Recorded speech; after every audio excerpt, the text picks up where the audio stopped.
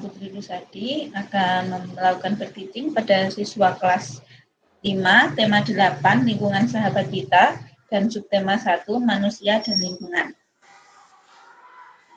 Assalamualaikum warahmatullahi wabarakatuh. Waalaikumsalam warahmatullahi wabarakatuh. Ya, selamat pagi anak-anak. Selamat pagi Bu Guru. Selamat pagi Bu Guru. Pagi Bu. Ya, sebelum kita memulai pembelajaran seperti biasa, kita berdoa terlebih dahulu. Ayo untuk Mbak Dian, teman-temannya dipimpin untuk berdoa. Di tempat duduk, siap gerak, berdoa mulai. Berdoa selesai. Amin. Ya, anak-anak hari ini ada yang tidak masuk? Atau Masuk semua Bu Guru. Masuk semua. Ya, alhamdulillah kita semua dapat belajar bersama-sama hari ini. Nah, anak-anak sudah siapkah kita belajar hari ini? Sudah Bu Guru. Ya, untuk menumbuhkan rasa nasionalisme kita akan bernyanyi. Nah, sebelum itu, kalian perlu ketahui hari ini kita akan belajar yang pertama tentang teks non-fiksi, kemudian manfaat air bagi manusia, hewan, dan tumbuhan, kemudian yang ketiga kita belajar tentang siklus air. Nah, anak-anak, kemarin kita sudah belajar apa ya? Ayo, siapa yang masih ingat pelajaran Tata surya kemarin? Bu Guru dan teks non-fiksi. Iya, tata surya dan teks non-fiksi, pinter. Nah, sekarang kita bernyanyi untuk menumbuhkan rasa nasionalisme dan untuk semangat belajarnya. Kita nyanyi bersama-sama.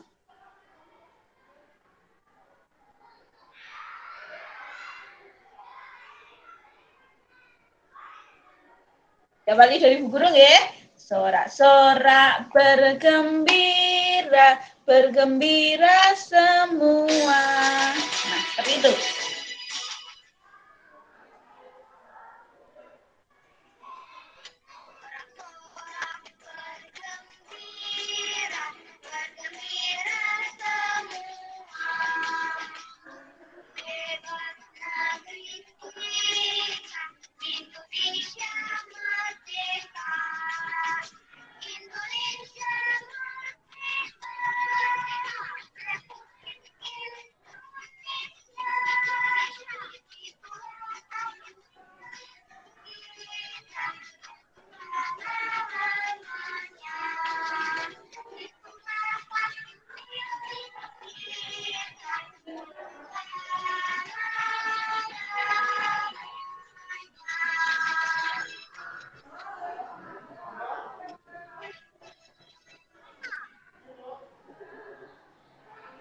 Ya, sudah. Nah, sekarang coba perhatikan gambar yang Bu Guru tampilkan. Nah, dari kedua gambar itu, kira-kira menurut kalian, mana ya yang kira-kira nyaman untuk ditempati? Lingkungan yang pertama atau yang kedua? Kanan Bu Guru. Yang pertama yang tidak ada sampahnya, ya. Ya, jadi lingkungan yang nyaman untuk kita tempati itu lingkungan yang bersih, kemudian sejuk, terbebas dari polusi. Bagaimana caranya agar lingkungan kita nyaman untuk ditempati, anak-anak? Membuang sampah pada tempatnya Bu Guru. Iya, benar, membuang sampah pada tempatnya. Kemudian rajin membersihkan lingkungan. Nah, Bu Guru kalau menanam pohon juga bisa. Bisa, menanam pohon itu juga bisa membuat lingkungan kita nyaman untuk ditempati. Karena kalau banyak pohonnya itu nanti udaranya bisa sejuk. Nah, anak-anak, Bu Guru punya cerita atau teks tentang bencana kekeringan. Nah, Bu Guru bacakan sebentar ya, diperhatikan. Siang yang cukup terik, seorang warga di Desa Dermaji, Kecamatan Lumbir, Banyumas, Jawa Tengah, tengah berada di areal persawahan. Kondisi tanahnya sudah retak-retak. Meski tidak ada tanaman padinya, sebagian masih hijau, tetapi yang lainnya telah menguning. Nah, saya di sini untuk mencari pakan ternak. Daripada mengering, tanaman padi yang nyaris busuk ini saya potong saja. Lumayan, masih bisa dimanfaatkan untuk pakan ternak, ungkap kasiran seorang petani setempat.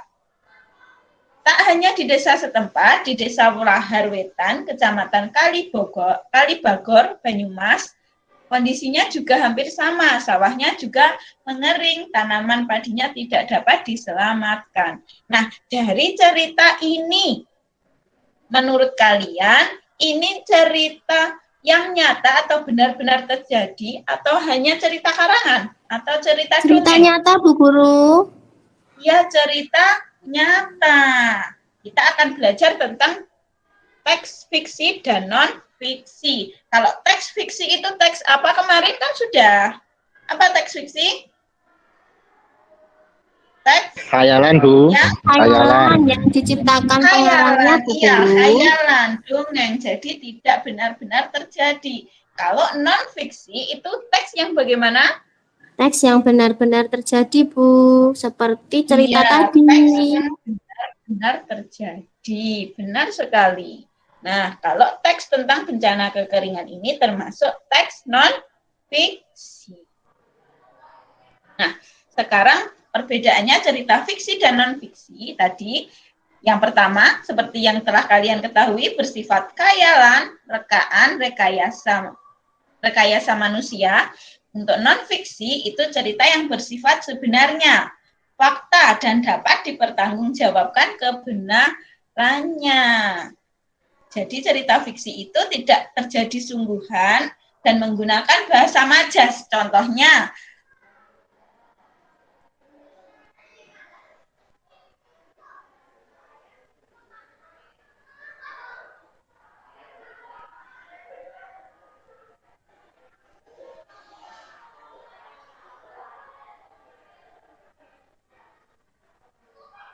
seperti teks yang telah Bu Guru bacakan tadi.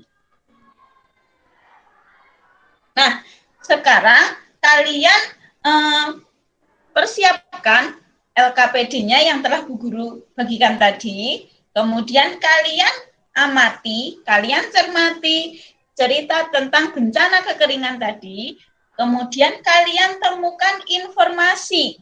Kalian tuliskan informasi apa saja yang kalian dapatkan pada cerita tadi per setiap paragrafnya. Jadi informasi yang dapat kalian ambil apa? Yang pertama, yang tadi.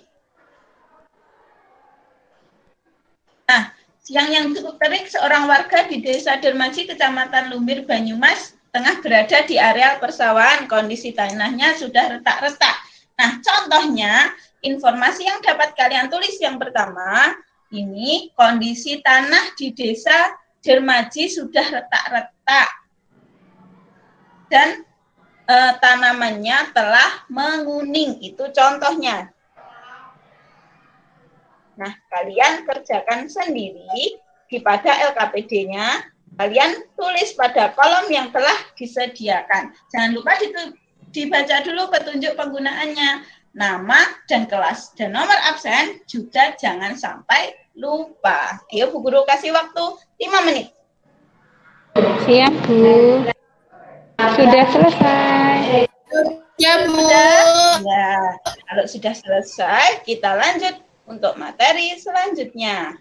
Nah, setelah kalian menuliskan informasi tadi, coba kalian jadikan informasi-informasi yang telah kalian buat itu menjadi peta pikiran atau mind mapping atau peta konsep. Caranya bagaimana? Nah, di LKPD-nya sudah ada di lembar kedua. Di LKPD kedua, ini ada bagan peta pikiran tentang bencana kekeringan tadi. Jadi, yang kolom-kolom yang belum terisi, yang kolom yang sudah kalian isi informasi tadi, kalian masukkan pada peta pikiran yang sudah diberikan. Kemudian, kalau sudah masukkan, sudah ditulis informasi yang penting, kemudian kalian modifikasi, kalian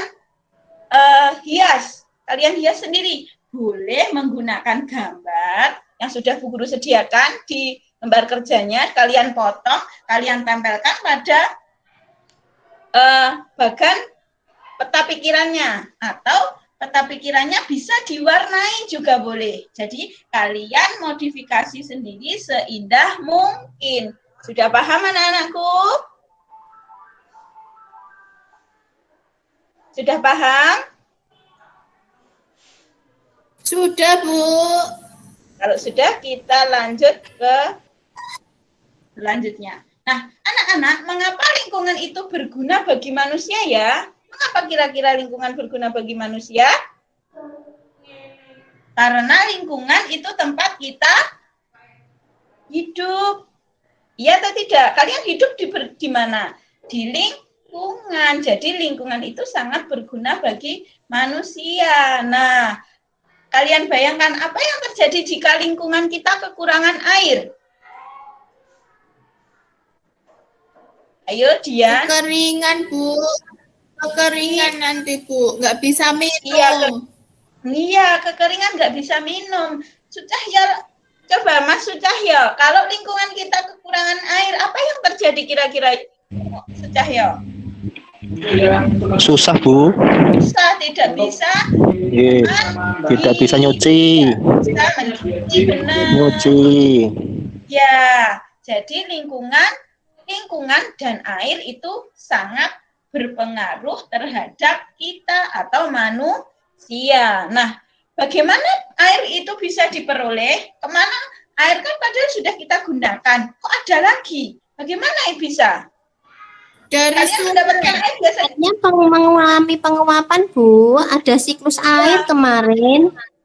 Iya, mengalami penguapan. Kemarin kita sudah menyinggung tentang siklus air. Bagaimana air bisa diperoleh? Bagaimana kita bisa mendapatkan air untuk keperluan kita sehari-hari?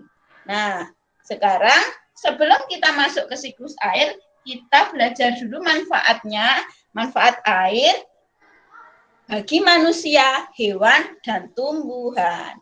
Ayo yang pertama, coba Isnaini dibaca. Manfaat air bagi manusia. Untuk apa saja? Manfaat air bagi manusia. 1. Memasak makanan dan minuman. 2. Mandi dan mencuci. 3. Mengairi sawah. 4. Kegiatan transportasi seperti kapal dan perahu. 5. Keperluan perdagangan seperti restoran serta hotel dan industri seperti pabrik. Iya, itu manfaat air bagi manusia. Sekarang manfaat air bagi hewan. Coba Sucahyo dibaca. Apa manfaat air bagi hewan? Apa saja manfaat air bagi hewan? Ayo Sucahyo, manfaat air bagi hewan apa saja? Makan dan minum.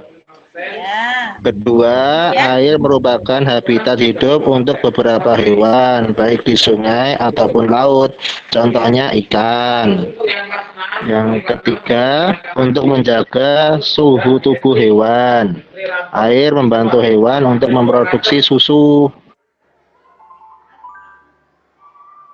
Ya, itu manfaat air bagi hewan. Sekarang manfaat air bagi tumbuhan. Coba dibacakan, Dian.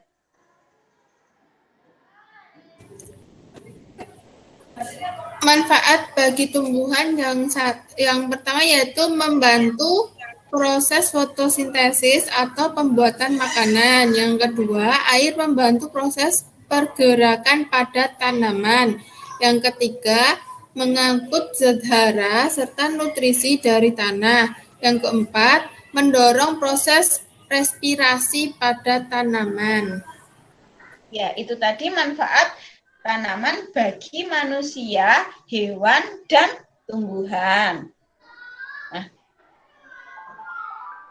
anak-anak, sekarang kita akan belajar dari manakah kita mendapatkan air, bagaimana air yang kita gunakan itu tidak pernah habis. Padahal semua manusia di makhluk bumi, manusia, hewan, dan tumbuhan itu menggunakan air. Bagaimana bisa kok tidak habis? Nah, ini ada siklus yang dinamakan siklus air atau daur air. Nah, coba Isna ini dibaca. Apa itu siklus air atau daur air? Daur air adalah hasil dari siklus terus-menerus yang tak pernah berhenti mulai dari daratan hingga menjadi awan sehingga turunlah hujan selama bumi masih ada. Ya, jadi daur air itu siklus terus-menerus. Siklus terus-menerus itu artinya tidak pernah berhenti, tidak pernah putus. Dari daratan hingga menjadi awan sehingga turunlah hujan selama bumi masih ada. Jadi air itu dari mengalir dari tanah hingga ke lautan, kemudian menjadi awan, kemudian awan menjadi hujan, itu terus-menerus tidak pernah berhenti. Itu namanya siklus air atau daur air. Nah, dalam daur air ini ada yang namanya evaporasi, kemudian ada transpirasi, ada kondensasi, ada pengendapan, dan limpasan, dan infiltrasi. Untuk lebih jelasnya, sekarang kalian perhatikan video yang Bu Guru siapkan. Kesempatan kali ini kita akan belajar mengenai siklus air. Apa itu siklus air?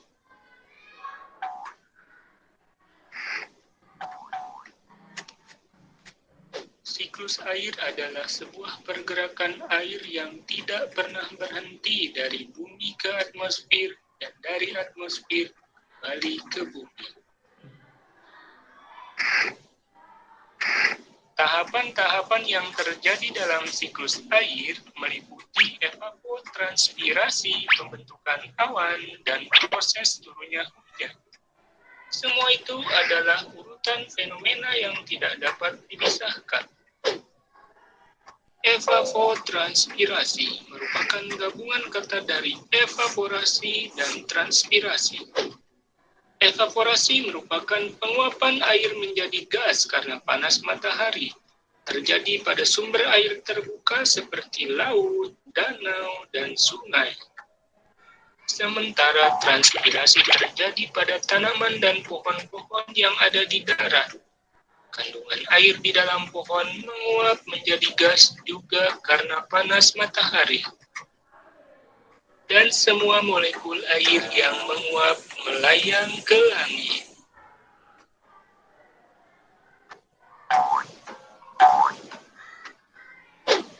Uap air yang melayang akan berhenti di atmosfer dan terkondensasi menjadi bulir-bulir air, membentuk gumpalan awan yang putih seperti kapas.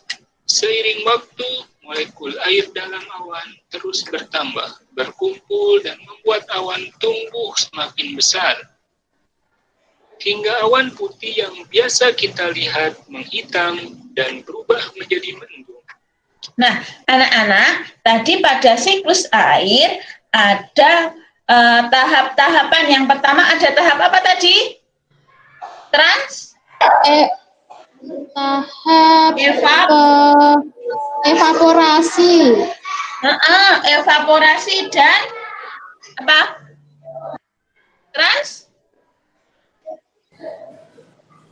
Ayo. Rasa apa tadi ya, Bu? Ya. Nah, untuk lebih jelasnya kita lanjutkan dulu videonya. Iya.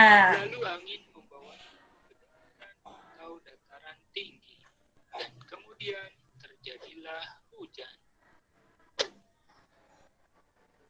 Bulir air yang ada di awan bergabung satu sama lain. Karena beratnya pun bertambah, maka bulir air yang terlalu berat akan jatuh ke permukaan bumi sebagai rintik hujan. Air hujan pun akan mengalir kembali ke dataran rendah, dan fenomena tersebut akan terus terulang, menciptakan sebuah siklus yang terjadi terus-menerus. Ya, sudah selesai.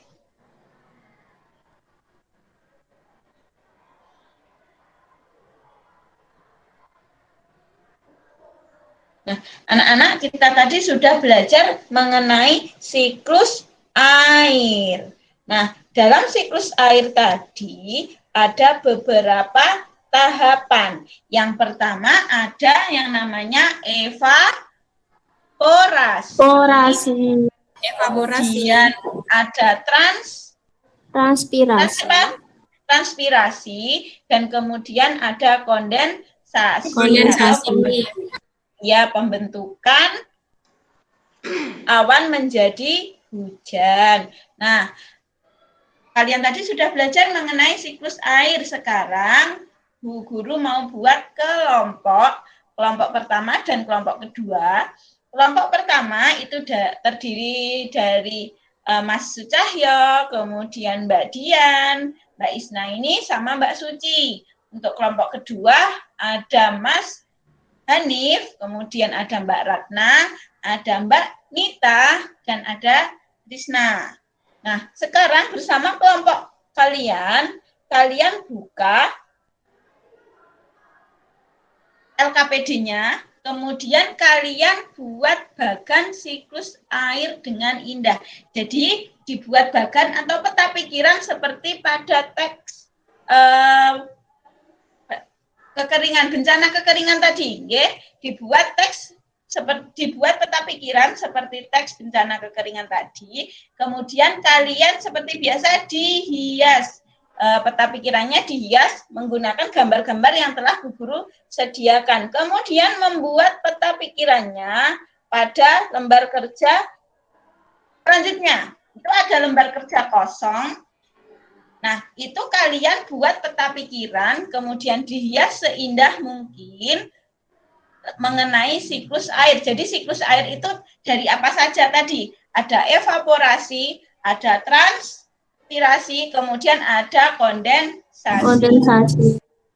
Ya. Nah, sudah Bu Guru kasih waktu 10 menit untuk membuat peta pikirannya. Sudah selesai, Bu Guru. Sudah selesai? Ya, sudah selesai. Kalau sudah selesai, nah, tidak terasa kita sudah berada di akhir pembelajaran. Kita tadi sudah belajar apa saja?